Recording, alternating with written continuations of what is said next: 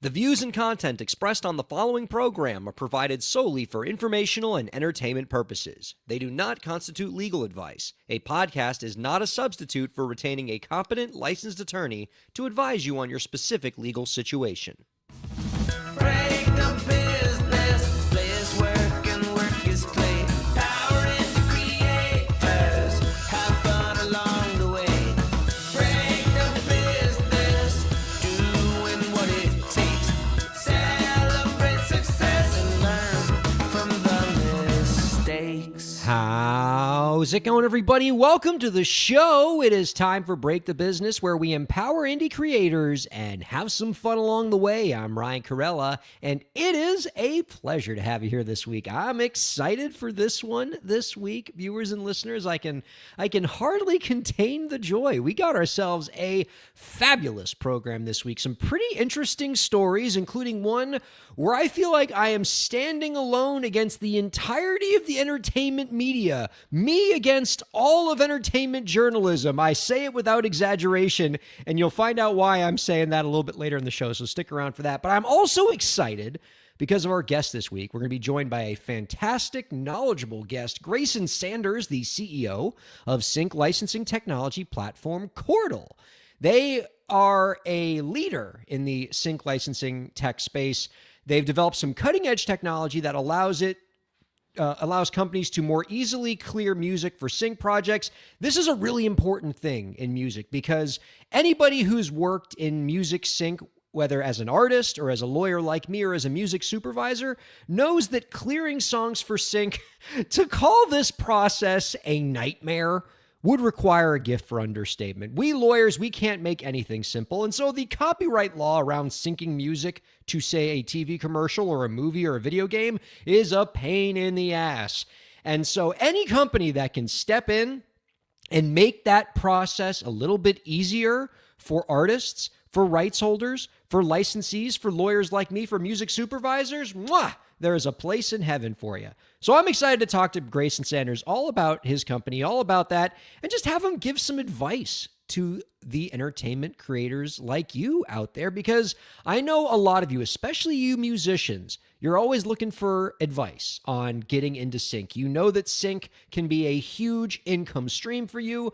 A lot of artists are making some pretty nice middle and upper class money from sync projects. Even artists you've never heard of who might be anonymous can get a sync project and really change their life with it. So I know this is important to you, so we're bringing in a guest who knows all about it in the form of Grayson Sanders.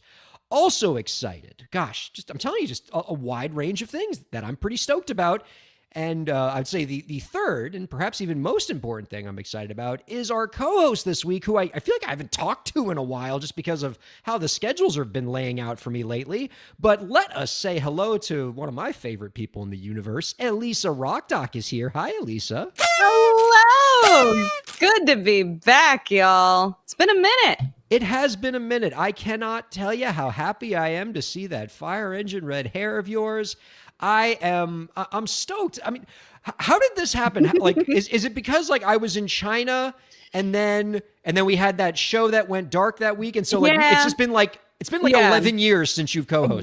Exactly. It's been a lot. Thankfully, that means that I actually have some stuff to present for the career update, because had that not happened, that would have been a very, very bleak short segment.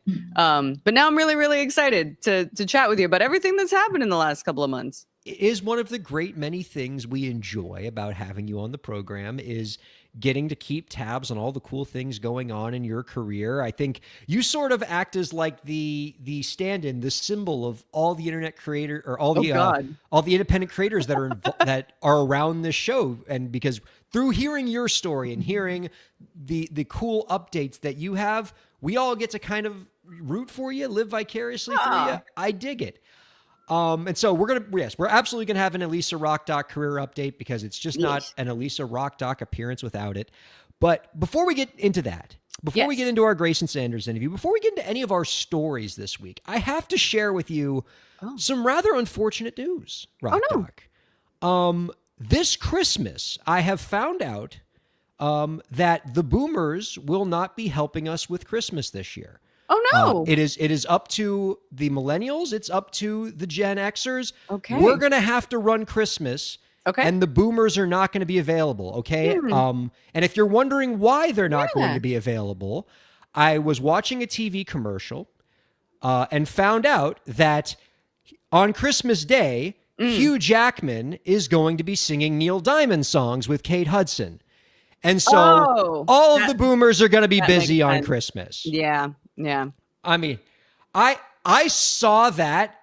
And by the way, I say boomers as if like producer Lauren is also not going to be camped out I was about to see say. this. I mean, I don't think she knows about this because producer Lauren's actually out on a cruise right now in Northern Europe, doesn't have access to internet. She's going to come back and find out like that, Hugh Jackman, one of her favorite singers, is going to be singing Neil Diamond songs, like one of her favorite musicians. And, but like that's like, they're going to be busy on Christmas. Wait, but not just singing Neil Diamond. He is Neil Diamond? See, that's what I thought. When I first saw like the beginning of the trailer for this movie, which we should mention is called Song Sung Blue. Okay. I originally thought it was... But...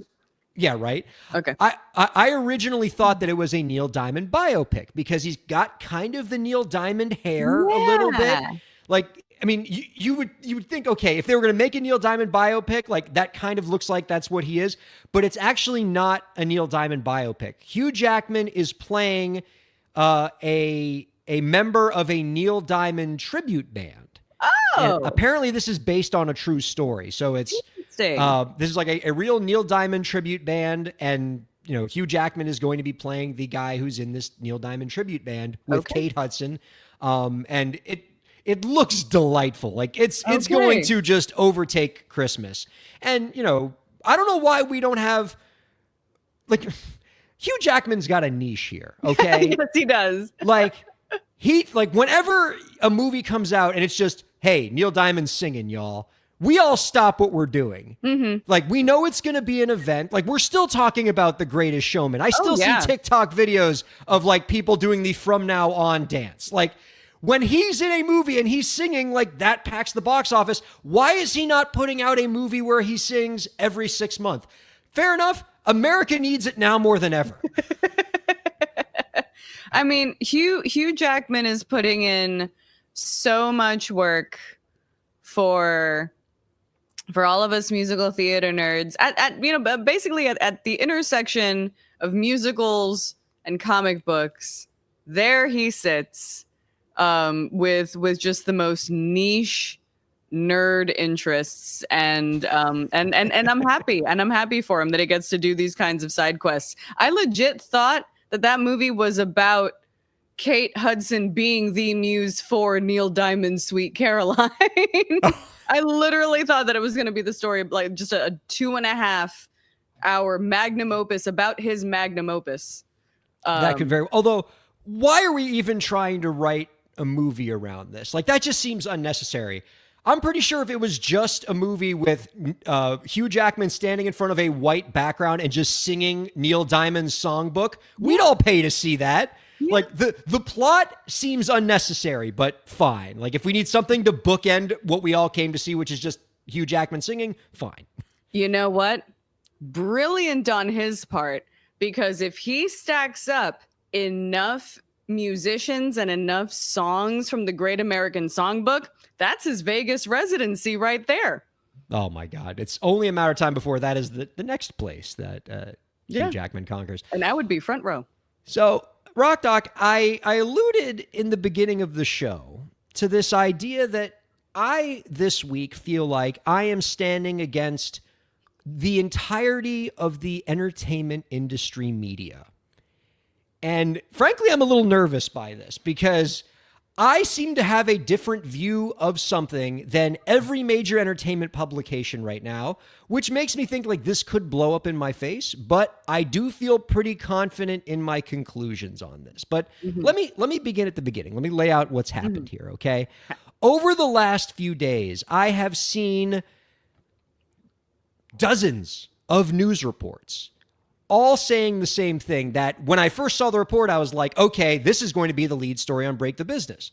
And that report is that, according to the government, the no tax on tips rule that was passed in the latest tax bill, the one big beautiful bill, is going to be expanded to digital creators. That's what's been reported by all of these outlets. So if you are ostensibly, if you're a Twitch streamer and you have tips, those tips would be, and you take tips from like your subscribers, those tips would be tax deductible. Or if you are a podcaster and you have a little tip jar, right? Or you have like a tip jar on your Patreon or something like that, right? All these outlets are reporting that you can now deduct those tips from your income taxes. The headline on the Hollywood Reporter right now is, quote, "No tax on tips includes digital creators too." Quartz is reporting, quote, "Trump's no tax on tips law gives boost to content creators and podcasters." Bloomberg, so this isn't even just entertainment publications, reporting, quote, "Podcasters and OnlyFans creators stand to win big under Trump's new tax law." Kind of interesting that that's like they went right to OnlyFans there. Like all the platforms, like that was the one the headline writer wanted to focus on. All right. I read Bloomberg for the articles anyway. So, right. And so when I saw all these articles, I was like, I thought two things. I was like, wow, that's cool. Great win for indie creators. I'm very happy about this. And, I had joked for a long time that the only good thing in the one big beautiful bill law that is filled with nothing but like tax cuts for very rich people and like cutting Medicaid is there was one piece in the law that allows musicians to deduct the full cost of their album recording on their current year income taxes rather than having to capitalize it over several years. So, for example, somebody like Elisa Rockdock, who I know is putting out a EP right now, good news for you on the tax front. You can deduct a little more on your 2025 taxes. Neat. And so, like, for a long time, I was like, that's the only good thing in this tax bill. But then I was like, oh, I guess I have to amend that because according to every single entertainment publication, there's a second good thing about this tax bill, which is that digital creators can now deduct their tips on their taxes. That was my first thought. My second thought was, wait a minute, I've read a good amount of this law, particularly the provisions that might apply to independent creators. And I don't remember anything in that law saying that digital creators can deduct their tips. In fact, as I remember the law being written, it said the opposite, that performing artists cannot deduct their tips, that they are exempt from this no tax on tips rule. So I was skeptical. And so I did a little digging. I was like, all right, let's figure this out once and for all because, every publication is saying, yes, no tax on tips applies to digital creators. And if you go on Twitter right now, it's just a barrage of people celebrating, like all these creators being like, yay, we're going to deduct our tips, as if like any of them were actually reporting their tips on their taxes anyway. But just everybody celebrating, and which made me feel bad that I was skeptical, like I'm going to be the turd in the punch bowl on this. But I was like, all right, let's do some sleuthing. How did all of these publications, the Hollywood Reporter, Bloomberg, Quartz, what have you, how did they all come to this same conclusion? And it all goes back to a single report that the Treasury Department put out like around last week, in which they list all of the customarily tipped occupations that existed before December 31st, 2024. Because one of the things that the One Big Beautiful Bill says with respect to the no tax on tips rule is to qualify for your occupation to qualify as being a no tax on tips occupation, you have to be an occupation that was customarily a tipped profession before this date. Okay. And so the Treasury Department put out a preliminary report saying, okay, these are all of the occupations that we customarily think are tipped occupations. And so what's in there, right? People who wait tables, right? That one makes sense. Or, people who cut hair. Those are tipped. So those are in there. And if you scroll down this very long table in this document, you can all read this document online, it indeed lists digital content creators, musicians, dancers, and other performing artists. And so what I'm guessing happened is all of these media outlets saw that in the table and ran with, okay, no tax on tips applies to content creators because it's in the document. The problem with that, at least as I'm seeing it, because again, every publication seems to disagree with what I'm about to say. But again, I'm a lawyer, take for what it's worth. If you read that same document, the very first page, you don't even have to like dig in. The very first page says, in addition to being on this list of customarily tipped occupations, if your occupation is what's called a specialized trade or business, such as, and it gives you a list of specialized trades or businesses, such as, say, lawyers like me, medical professionals, athletes, and performing artists, then the no tax on tips rule does not apply to you. So even if you're on the list of customarily tipped occupations, if you're one of these specialized trades or businesses like lawyers or medical professionals or athletes or musicians, then this no tax on tips rule does not apply to you. But somehow every media outlet read the first part but didn't read the second part and just reported all of these articles. And I don't know what to do here because I feel like a jerk for reading and I'm going to make a bunch of creators upset, but I also don't want a bunch of creators, telling their accountants or God forbid reporting on their own taxes to try to deduct money that they're not allowed to deduct. And then they all get in trouble with the IRS. This is very irresponsible journalism in my view.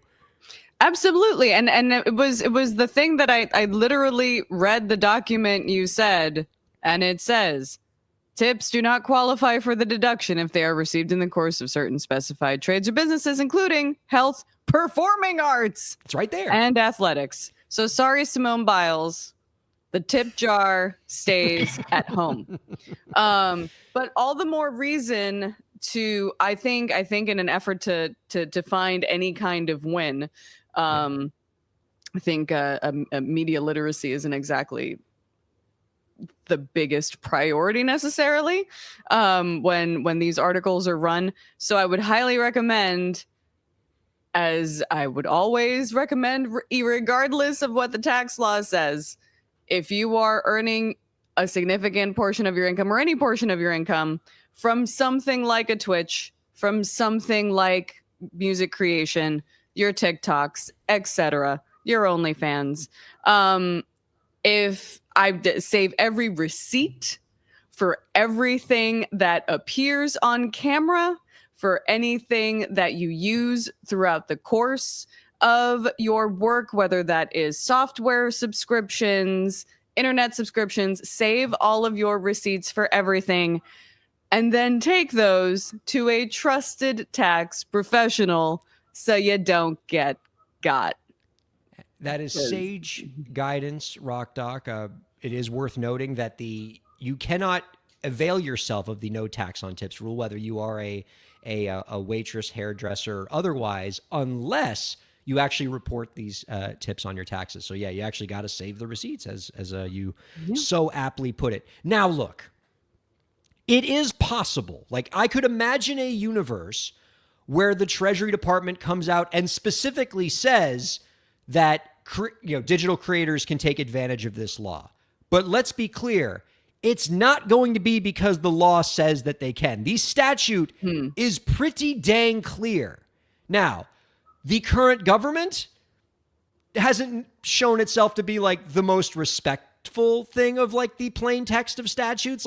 They could absolutely find a way to twist the law into a pretzel to allow this group to get this tax benefit. And I certainly wouldn't stand in the way of it. I want creators to get as much money in their pocket as possible. But if you're asking me to read the law, the actual law, what it says, the actual law says that creators can't take advantage of this benefit. And so I think it's very sloppy for these media outlets to just report this without more context and nuance. And frankly, if I'm wearing my little tinfoil hat conspiracy theorist here thing, I'm a little I'm a little weirded out by the fact that like every single publication seemed to have reported this the same time, as if they all got like the same press release at the same time, that might have, gotten all of them to suggest that this law would apply to content creators, so that maybe those content creators would get all excited on Twitter and say a lot of praiseworthy things toward the government, only for like the rug pull to happen a few months down the road when they actually start working on their taxes. And the Treasury Department says, no, this never was meant to apply to you. Look, we specifically wrote in this handout that it doesn't apply to you. The law is very clear. Why didn't you listen to Break the Business where Ryan explained all of this? Telling you. But like, it's just, I mean, it's a weird position to be in. Like, I feel like I'm taking crazy pills. Like the law seems so clear, and yet every single publication I'm reading is just saying the exact opposite. And I think I found like one CPA on Twitter. Like I had to scroll and scroll and scroll to find like the one CPA who was like, wait a minute, I thought that performing artists were specialized trades or businesses. So it's like me and this other guy, we are alone on an island. Yeah, just the two of y'all. Just the two of y'all. And me with my own eyes. and you, who can read. All right, like this isn't just like a weird lawyer doing weird lawyer interpretations. Elisa, the non-lawyer, is reading, and it's right there in the first page of the document. Not the kind of doctor. Like what I'm seeing, like the most charitable interpretation of that is like, so here are the things that are typically tippable, but we haven't necessarily decided yet, like what we're going to do going forward vis-a-vis these typically tipped out things. Like they haven't necessarily come down on something, and until then, it says that the performing arts need not apply. So yeah, like the creators, like they made it past like the first cut. Exactly. But like, I don't know if they're going to get the rose at the end, though. No. When we do the second round of auditions, it's like, at least congrats. Like the profession is being taken kind of semi-seriously in places where it somewhat counts, but not entirely just yet. So save your receipts. Trust a trusted tax professional. So that you don't end up with a big surprise in your mail. Speaking of trusted tax professional, maybe I'm going to bat signal one of my CPA business manager people in my network and get them to weigh in on this. So this isn't just like gas bag lawyer who's talking about this, but like actual tax expert. Yeah. To see like, cause I'll feel a lot better knowing that like somebody I know actually agrees with me on this, but But otherwise stay tuned. Maybe next week we'll get that together. Yeah. But pretty interesting story, and just a very strange media dynamic with all of that. But let us turn to something that I think is far more, I shouldn't say think, I know is far more enjoyable than tax law. And it's giving us all an opportunity to check in on our favorite creator and get an Elisa Rock Doc career update. What's going on with you lately? Hi. Hello. So if we would have had a show last month, then I would have regaled you with tales of Gen Con and how I have completed my now 4th hosting and production year at Gen Con. That is the, I think, largest tabletop convention, at the very least in North America. And it is what is known as the best 4 days in gaming. And as always, I come back with a souvenir.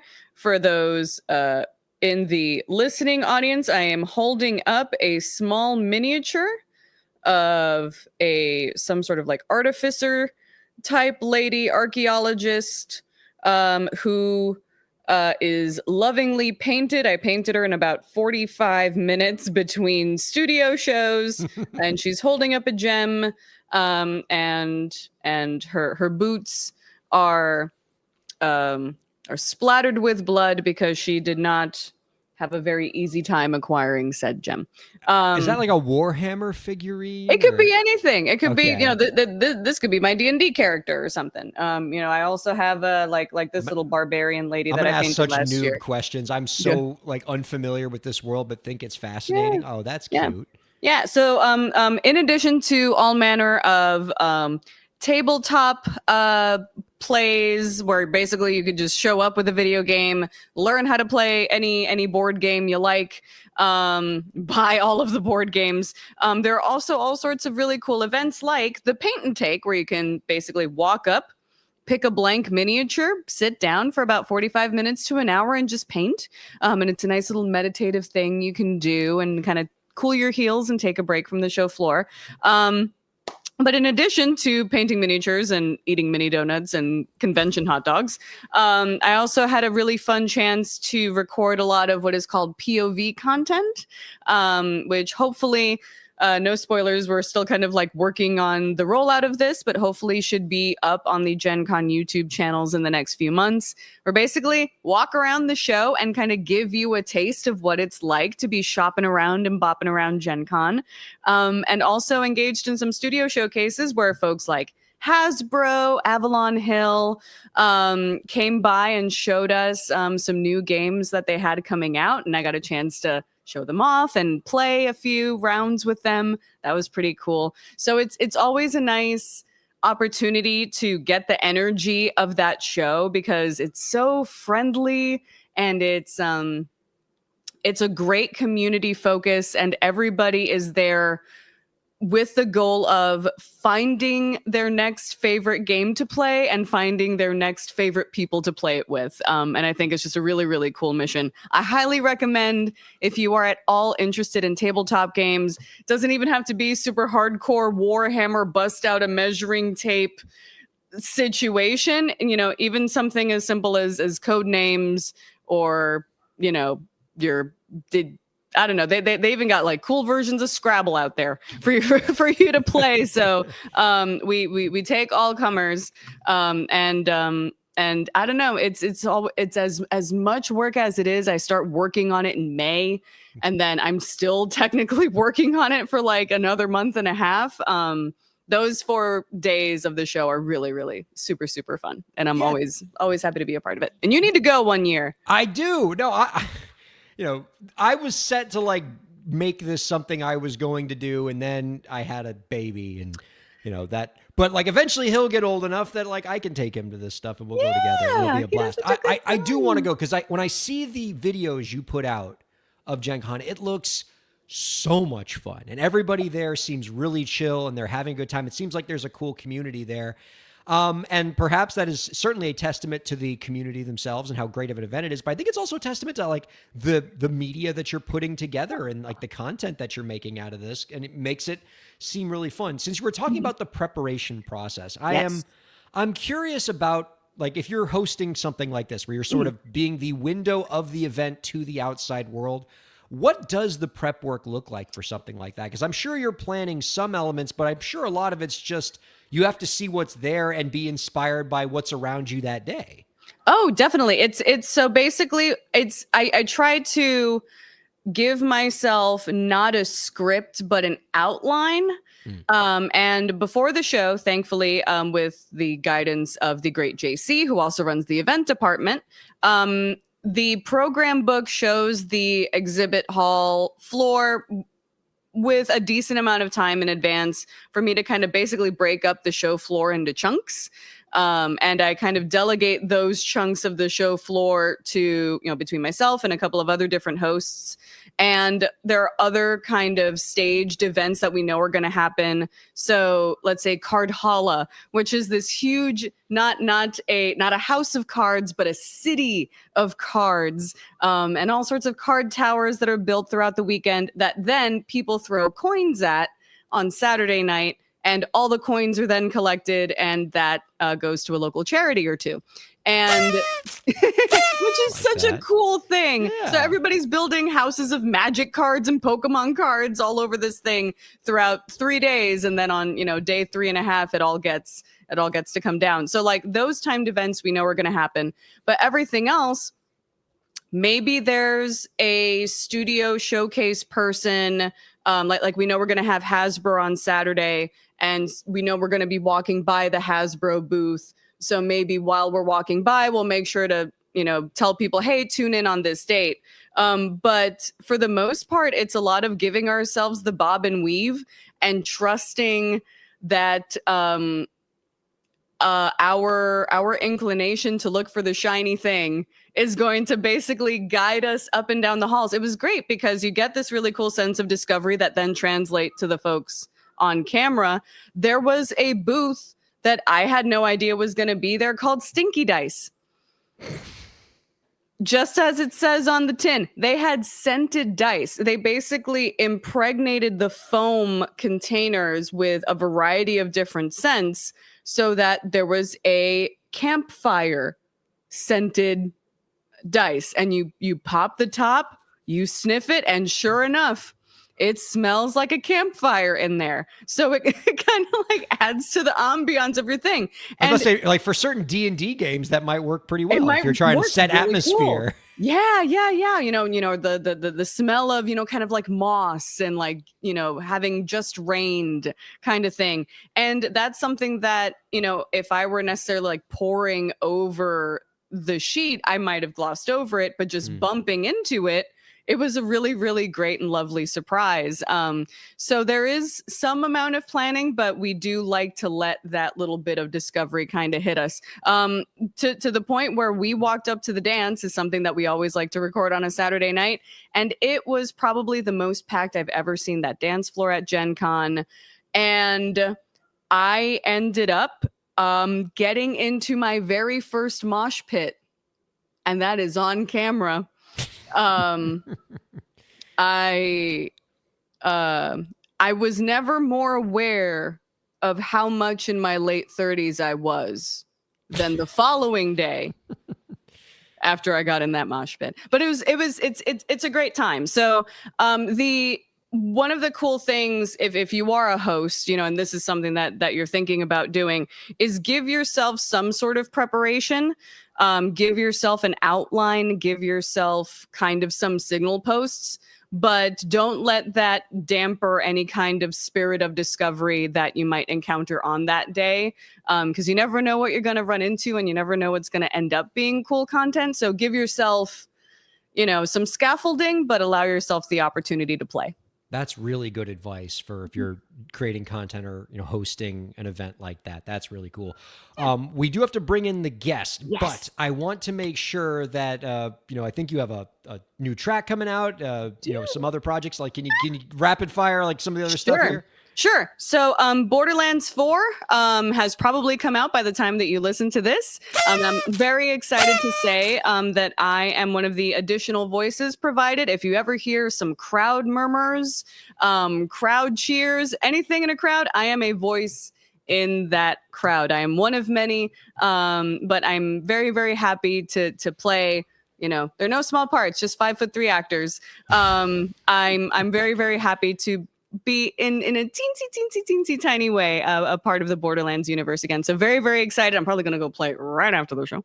And also Crimson Echoes is going to start releasing new music. And this is going to be the kind of live debut of our new single Stagnant Waters, which you are going to hear. So stay tuned for that. But first, our guest. Yes. Oh, very, very. So yeah, we're going to play the new Crimson Echo song. You'll hear Elise's voice. At the end of the show, we're going to play that as we play out. I'm very, very excited for that. But until then, let's take a quick break before we bring on our guest. We got Grayson Sanders coming up right after this on Break the Business.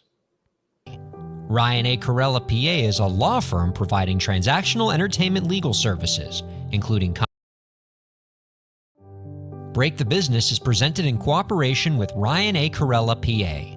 Ryan A. Kairalla, PA is a law firm providing transactional entertainment legal services, including contracts, business formation, commercial law, copyright, trademark, and more. Ryan A. Kairalla, PA, Miami, Florida. rkpalaw.com.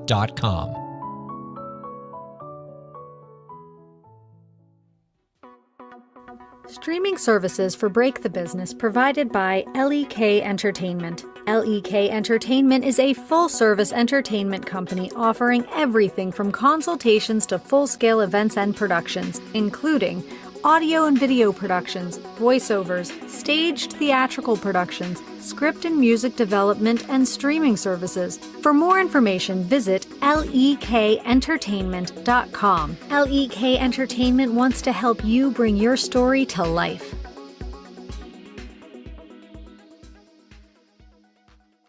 Thanks for supporting Break the Business. If you have a question or topic that you want us to discuss, email us at breakthebusiness@gmail.com. You can follow the host, that's me, on Twitter at Ryan Kair, and you can follow the show at the BTB Podcast. Be sure to subscribe to the show on Twitch, YouTube, and Facebook, and on all major podcast platforms. And now, let's get back to the show.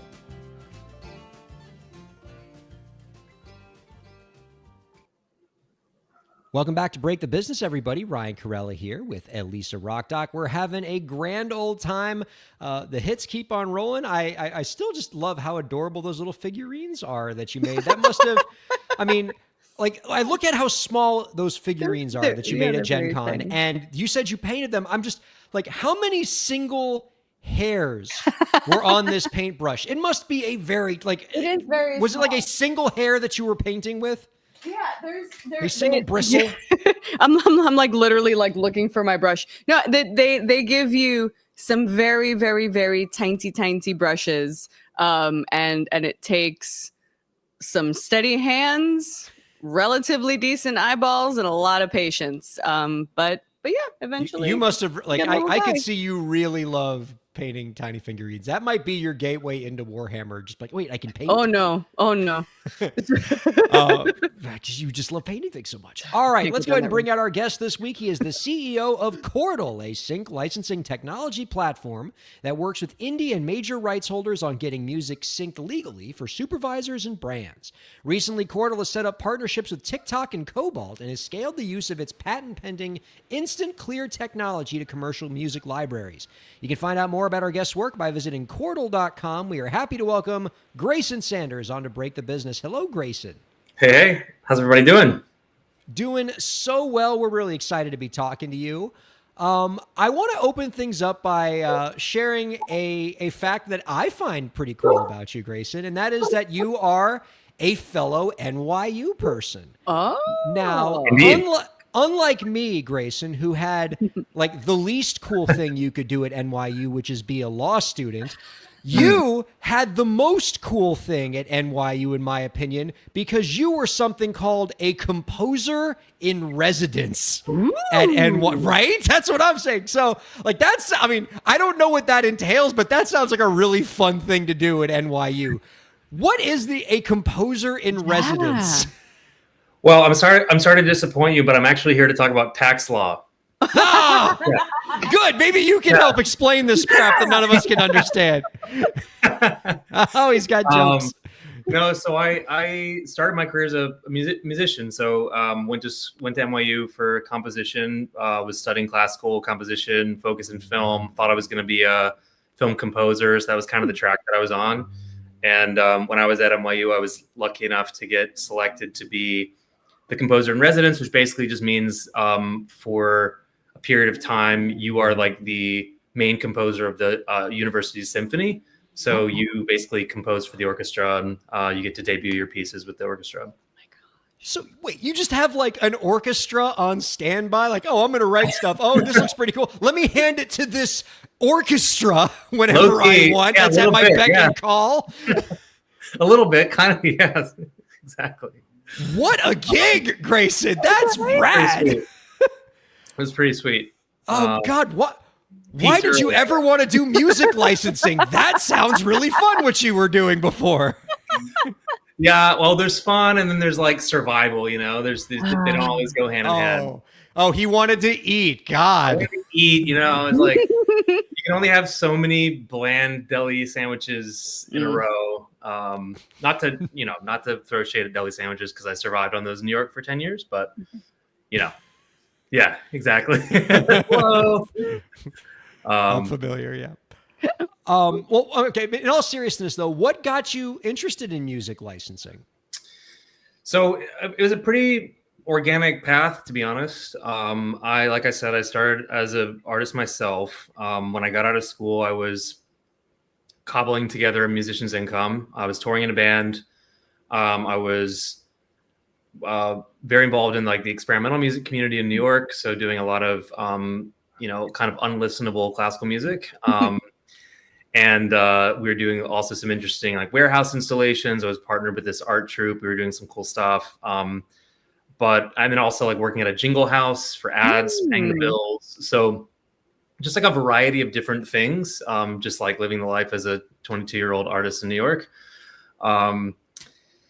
And I got pretty lucky that one of my college roommates had actually moved out to LA before I did, had right out of school to get his master's degree, and then started getting involved in music publishing.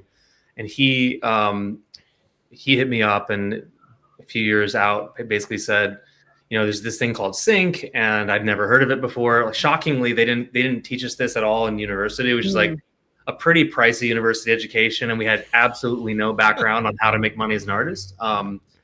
Which that's another conversation. But that's right. At least NYU isn't that expensive. So yeah, discount education for sure. But we had 1 2-hour seminar in the last semester of the 4-year degree on music rights. So it's like a little bit of like, here's a master recording, here's some publishing, good luck. Here's your robe, get out. yeah, exactly. So I was lucky to have been connected into the publishing world in LA and kind of got the opportunity to start pitching on some briefs as a composer, and got super lucky that one of the first few things that I went out for, I landed, and it was a pretty significant placement. And so, when you see a check like that show up as a musician, it's more money than you've seen in one place. And you're like, whoa, I thought I could only make money as a pop star this way. What's this? How can we do this again? And so I started working for a couple of years remotely, doing essentially like working to brief for film and TV projects and trailer music projects and a variety of things. And one thing leads to another. I have always been very involved in various like creative technology initiatives and just wanted to kind of merge the two worlds. So I moved out from the East Coast to LA. I co-founded a licensing agency with that same partner of mine, and we started representing other people. So first it was just my work and his work, and then we started representing other artists, and we signed some labels that we were repping, and basically helping them get their music placed into media, because we developed really strong relationships at that point. And somewhere along the way, decided that maybe if we built a technology that was more agnostic, we could put it in the hands of other people. And so that's how Chordal came about. And I'm leaving out a lot of details, but that's pretty much the journey. Well, from what I've read about Chordal, it seems like you are trying to play a role in solving what I think is one of the biggest problems in the music industry, which is just how much of a nightmare the music licensing process can be from like a clearance side, right? Whether you are a musician, whether you're a rights holder, whether you're a licensee, a music supervisor, or a lawyer like me, it is difficult to do the sync process and all of the contracts and paperwork and clearing all the rights, because there's so many moving parts. You have multiple copyrights involved, a lot of different people who have, who need different things signed. And it can often that process can often get in the way of getting rights holders and creators paid. So can you reflect on why this process is so difficult and what your company tries to do about it? Yeah, I will give you a warning. This is quite boring, but I think not as exciting about the 30 minutes we did on tax law. Yeah. No, I was going to say, well, I think someone great once said, behind every cool thing, there's some boring things happening. And yeah, basically we are trying to solve some of the problems that have gone unsolved for a long time because they're very complicated. Honestly, if I had known how hard it would be when we started the company in 2019, I wouldn't necessarily say we wouldn't have done it, but we would have definitely been maybe more emotionally prepared for the the path there. But I think zooming it's definitely not as cool as scented dice. I'll tell you that. But I'll zoom out just a second, just to make sure that the listeners are have some baseline understanding of the sync, what a sync is, because I think it's really helpful to understand like all the pieces that need to happen for you to hear a song that you recognize on TV. And then that'll also make sense when we start talking about some of the other things we're doing in TikTok and areas like that. So in music licensing, basically, if you are an artist and you own your own master, or you've given the rights to a record label to control your rights as a master, or if you're a songwriter and you've written a song, or maybe you've done a deal with a publisher to give them the rights to represent your song, all of those are the rights that comprise a single copyright. And as you probably know, you've got two sides. You've got the recording and the publishing. It's quite common that if you have multiple members of a band, you have 3 or 4 songwriters, and those 3 or 4 songwriters might also eventually sign publishing deals. And so even if you're in pop, you might have 4 people working on a song to, write a song for a pop star. So what ends up happening is you have all these interested parties connected to musical copyrights. And the interesting thing about music licensing in a sync context is that all of those parties actually have to approve or be on board with clearing their interest in that song before that license can take place. So anytime a licensee, as we call them, or a buyer wants to use a song and put it in a TV show or an advertisement or a social media video even, they need to get a license from those intellectual property owners. And so, as you can imagine, when a song gets split up between multiple parties, that pie gets cut up, it gets infinitely more complicated and slow to go get those approvals from everybody. And it's not just hitting them up on the phone and being like, hey, are you cool with this? There is a legal contract that has to happen. And then there's an ensuing invoice and a payments process that needs to happen. And, some enforcement around that license and tracking downstream to make sure that everyone's, playing nice. So all of these things end up creating an environment that's pretty unfriendly to the buyer in a modern media context. I think like when the laws and the standards and practices around licensing were created, they didn't really contemplate a future where everything is audiovisual, right? It was a time where it was like, well, what happens if a song is played on a stage? And what happens if a song shows up here? We create a framework for this. But now everything that we're looking at is audiovisual. And so, frankly, the systems that are in place for the music industry are not really robust enough to support that demand. And as a result, you have a lot of music resources, let's call them like easy music resources, like royalty-free platforms or library music that has basically come in to fill that void where the music industry couldn't fulfill that ask. And there's nothing wrong with a royalty-free music platform. It's serving a utility. But what we're trying to do is build a technology, and I'll explain in a minute how we're doing it. But we're trying to build a place where we can streamline a lot of those boring and complicated parts of the workflow so that a buyer can license a song from an artist they would really like to license from instead of getting a substitute. Yeah, it's speaking of kind of making some of that workflow better, I also noticed that rather than just providing, here's a library of songs and artists that you could just sort of slap in, you're literally making the sync workflow better with your desktop app. I noticed on your website where basically, because I have had the experience of having to cut an Accolades trailer for a video game, and the process of picking the right thing to fit and making sure that the timing is right. And it looks like that you just kind of made an app that completely solved that issue. Why weren't you around when I was trying to do that? Well, the whole preamble was just to have you say, where were you when I needed you, Cordell? So I think, Dr. Rock, if I may, Dr. Rock, Doc Rock. I'm stuck in a loop now. Dr. Rock, Doc, PhD. So yeah, there are multiple parts of this, right? There's the creative aspect, which is like finding music that works getting access to it, getting access to the high resolution audio, being able to try to picture, seeing that it actually works in your project, like that is half the battle. And then the second half is like, all right, well, now that I love this song and I know that it's working in my project, how do I take action and get the rights and pay the right person in a way that's not going to take me a month? And so, the desktop app component is an important part of that. It's designed for editors at larger companies to be able to quickly move music into and out of their editing workstations. If they're working on larger music teams, like at a big streaming platform or an advertising agency. And so it's a much faster workflow than the current workflow, which is basically they're shuttling around download links from different platforms that they're getting shared with watermarking and stuff like that. That's neat. Well, thank you. Yeah, no, bless you for that.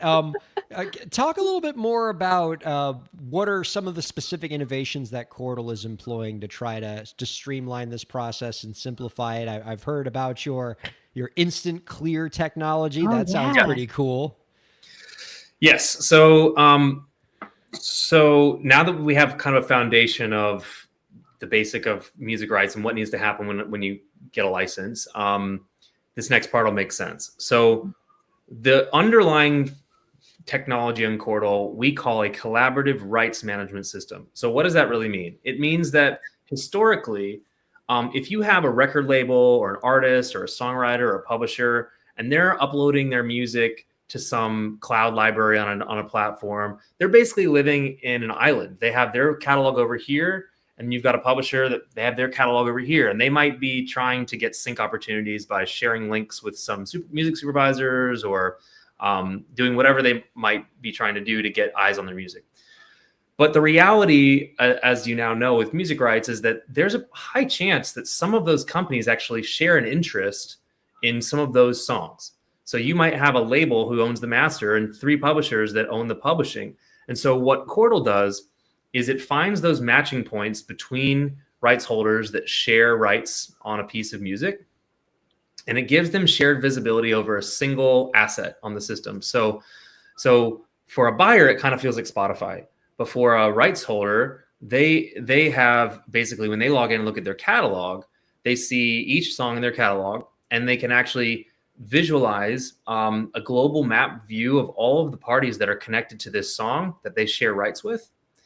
And then we've now started to build tools on top of that foundation to help them actually actively license their shares in a faster way. So Instant Clear is a solution that combines kind of a contracts aspect, a contracts signing component with a payments system, so that a buyer can easily find a song. And even if that song has 6 different parties in the split in the rights, they can contract with those parties and pay a single invoice, and we distribute the payments out based on the percentage shares that everyone has from that song. See, now Elisa was saying earlier, where were you when she was doing that editing project? I now want to know, where were you the last time I had to clear rights for my last filmmaker client? And we were chasing around all these random databases trying to find all the rights holders for stuff. I mean, the MLC has made this a little bit easier, but it's still really difficult. And I'm glad that there are other tech solutions that are emerging to just put all of the rights holders and all their shares in one place and to make the clearance process a lot faster. Bless you for that. I love that. So one of the things that you had intimated earlier was the idea that if we can streamline this sync process, if we can make clearance easier, we can create a situation where it's easier for real songs by real artists to get licensed. And I think in this world now where people are looking more toward royalty-free libraries or even AI for their sync projects, I think simplifying this process for the more kind of traditional music is imperative. Can you talk a little bit about like the current state of all of that and what it means for sync right now? Yeah. So we can touch on royalty-free and AI separately because they are, they're, even though they're kind of aiming at solving some of the same problems, the method and the execution are quite different. So royalty-free as I was saying before, really arose. It experienced a meteoric rise over the last decade as content creation was democratized, and not just independent content creators, but also brands and anyone really that's posting on social media all the time needed quick access to music of a decent quality that fit their budget, that they could post on videos quickly and not be afraid of copyright strikes, right? That's pretty much why royalty-free platforms have experienced so much success. And all those platforms have different models for how they work with creators. I'm certainly not here to, pass judgment on any of those business models. But in many cases, they require that the artist or the composer who's writing music for them give up their rights in order to participate. And for some people, that's a nice little revenue stream for them to be paid to produce library cues. They're putting library tracks into these royalty-free libraries. They might get a revenue share component off of that long term, but they ultimately lose control of the music they're writing. That's cool. That's one model. The other side is generative AI music, and as you know, it's the hottest discussion topic in the music industry. It's probably the hottest topic being discussed across every industry in the world concurrently. What does this mean for the music industry, and especially in our space, what does this mean for the future of music licensing? If at the surface, you might say, well, if a brand can go create a song in 10 seconds that sounds decent, why would they pay a premium for another song if they could run 50 advertisements for $5? And I personally like to take a more optimistic stance on this. I think that generative AI music, once it gets past the regulatory hurdles and once it solves some of the attribution and long-term licensing challenges that it is facing with copyright, which I think it copyright lawsuits that they're in the middle of. Yeah, I think it will get past it. There's a lot of interesting stuff happening at the rights holders. There's a lot of interesting stuff happening at the PROs. We will see in the next few years, an equilibrium reached with the Gen AI space. I personally feel like once the novelty effect sort of flattens, and the Velvet Sundowns of the world and these AI bands that everyone's freaking out about, once people realize that those are sort of like AI slop and like anyone can make one, I think we're going to experience a very strong backlash and appreciation for organically created human art. There is going to be identity frameworks. There are already some really interesting projects around tracking origination in different authoring softwares, both in music and in video and in photography, to be able to have a stamp of human creation and AI detection. So I think that to take it full circle, I think AI is going to apply more pressure to the royalty-free music model than either will apply to the traditional sync model. Because the royalty-free came in to fill a need, and they are capped. Their supply of music is capped by how much a human being can sit at the computer and produce. And it's honestly already a race to the bottom in how much they're getting paid, those producers, to produce that stuff. It cannot keep up with a generative AI model that's producing 1 million tracks in an hour. It just cannot. So I think then it becomes, all right, well, if you have this massive supply of music out there that's being created to prompt and anyone can make it, that creates a premium, that adds a premium to the stuff that's not that. And I think to add a little bit of another brighter, optimistic tone at the end here, I think that it's going to mean organic, intimate connection with your fan base, and the cultural capital that you're building through your community is going to be more valuable than ever. It's already valuable, but it's going to be more valuable than ever to actually have a story behind what you're creating. And I don't know. Have you ever read the bio for Velvet Sundown? I thought that story was pretty compelling. I was enraptured. No, it was god awful. Our guest is Grayson Sanders, the CEO of Chordal. You can find out more about our guest's work by visiting chordal.com. Thank you for that. Just like happy, Yeah. like we hear so much, the sky is falling when we talk about AI on the show. This was a welcome diversion from that. Yeah. I got to ask you this one real quick before we go, so we have time to play Elisa's not AI slop song at the end. I want to hear it. I can't wait. But real quick to close this out, do you have any last guests for the indie creators out there to help them move their careers forward? Definitely. And I'm just going to focus specifically on our lane in the sync space. Everybody wants a sync. I think everyone knows now that it can be great money. It can also be incredible marketing if you get a good sync. The reality is there are a lot of people competing for a pretty small selection of opportunities. If you're only focusing at the top of the pyramid, if you're only looking at those big Apple ads and those big sexy soundtracks, right?